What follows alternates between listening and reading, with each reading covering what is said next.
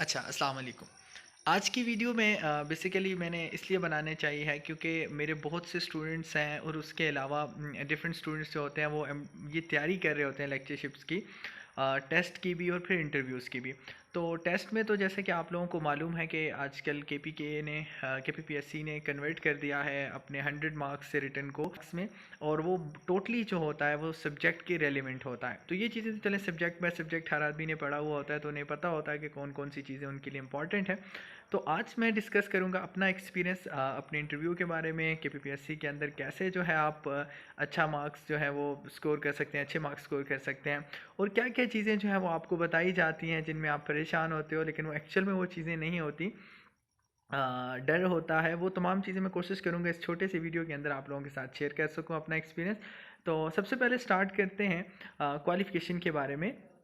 अच्छा, मैं स्टार्ट करता हूँ क्वालिफ़िकेशन से।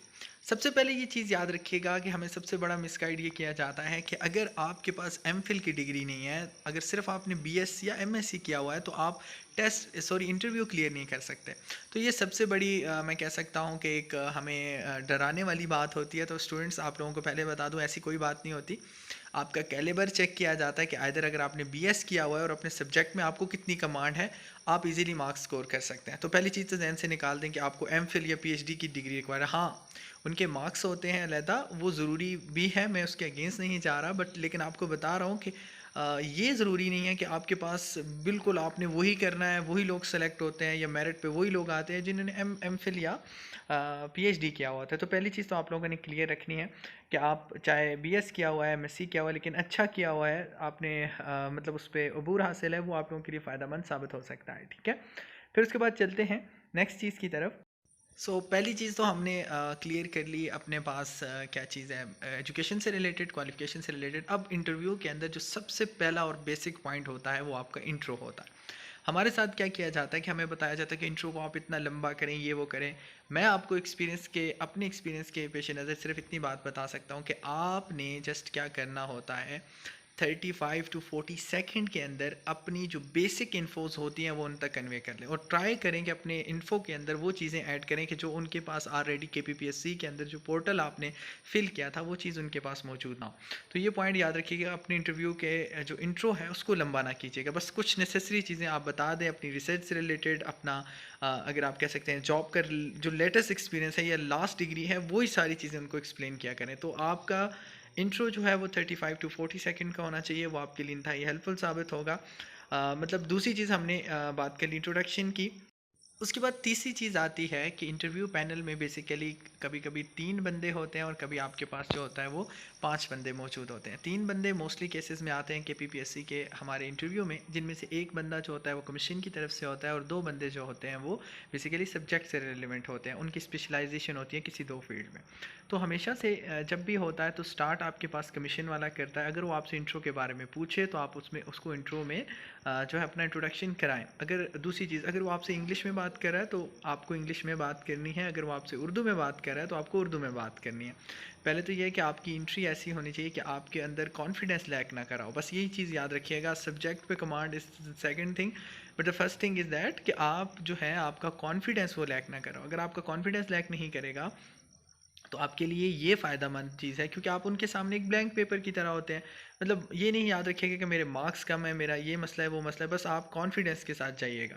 अब जो कमीशन का बंदा होता है वो क्या क्वेश्चन करता है, क्योंकि हम परेशान होते हैं कि हम जनरल नॉलेज के क्वेश्चन हमें कहाँ से आएंगे, हम तारीखें और ये वो चीज़ें रट रहे होते हैं। तो मैं आपको इंटरेस्टिंग बात बताऊँ, वो आप टीचिंग के लिए आए हैं, पहले पूछेगा बेटा टीचिंग से रिलेटेड कुछ आपसे बातें पूछेगा। याद रखिएगा आपने कॉन्फिडेंस के साथ आंसर करना है। वो आपसे ऐसे पूछेगा, अच्छा जी कोई टीचिंग मेथडोलॉजी बताएं, बच्चे शैतान है तो आप उसको कैसे डील करेंगे। ये उनके जनरल क्वेश्चंस होते हैं जो हम लोग पहले अपने मुल्क का या कहीं कहीं के गवर्नर शवर्नरों को याद कर रहे होते हैं, फिर वो कुछ आपसे हॉबी से रिलेटेड आपके क्वेश्चनिंग कर रहे होते हैं। मतलब वो इतना टफ नहीं करते जितना आपको बताया जाता है, बस वो ये देख रहे होते हैं कि आप जो हैं वो उस सिचुएशन में पैनिक कर रहे हैं कि नहीं कर रहे हैं। और फिर एक और चीज़ वो क्या करते हैं, इंटरव्यू के दौरान कोई ऐसा पॉइंट उठा लेते हैं जिसमें वो आपके साथ कन्फ्लिक्ट करते हैं। कन्फ्लिक्ट मतलब वो आप कोई बात कर रहे होते हैं, आपके अगेंस्ट होते हैं, एट दैट टाइम वो आपका रिएक्शन चेक करते हैं।